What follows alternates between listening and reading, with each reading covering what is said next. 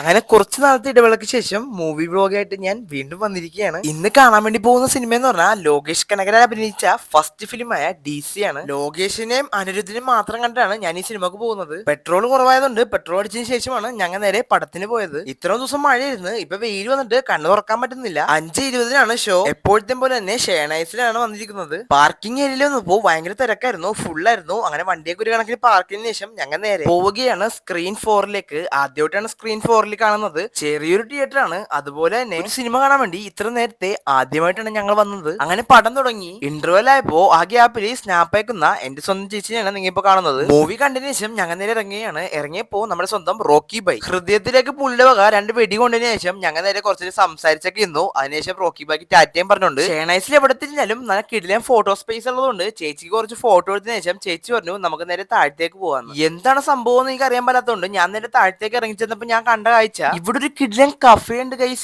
ഇത്രയും നാളായിട്ട് ഞാൻ ഷേണൈസ് വന്നിട്ട് ആദ്യമായിട്ടാണ് ഞാൻ ഈ കഫേ കാണുന്നത്. പല പല വെറൈറ്റീസ് ഓഫ് ഫുഡ് ഐറ്റംസ് ഇരിപ്പുണ്ടായിരുന്നു. ഞാൻ അതൊക്കെ ഇങ്ങനെ ഓരോന്ന് നോക്കി ഞാൻ ജസ്റ്റ് റൈറ്റിലേക്ക് നോക്കിയപ്പോ ഒരുപാട് അധികം ലെജൻസിന്റെ ഫോട്ടോ ഒക്കെ ഫ്രെയിം ഒക്കെ ചെയ്ത് വളരെ എസ്തെറ്റിക് ആയിട്ടുള്ള വൈബായിരുന്നു ഞാൻ നോക്കിയപ്പോ കണ്ടത്. ഇനി നമുക്ക് റിവ്യൂലേക്ക് പോകാം.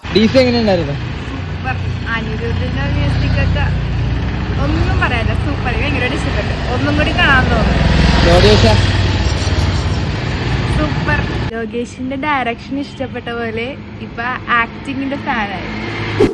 മൂവിനെ പറ്റി എന്റെ ഒരു ഒപ്പീനിയൻ പറയുകയാണെങ്കിൽ ആബ്സല്യൂട്ട്ലി പീക്ക്ഡ് മൂവി ആയിരുന്നു.